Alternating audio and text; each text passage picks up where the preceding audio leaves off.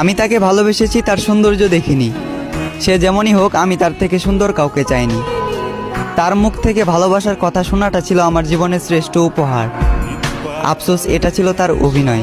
তবে আমার ভালোবাসাটা অভিনয় নয়, বরং তার এই অভিনয়ের কারণে তাকে পাওয়ার যুদ্ধে আজ আমাকে মানতে হলো হার।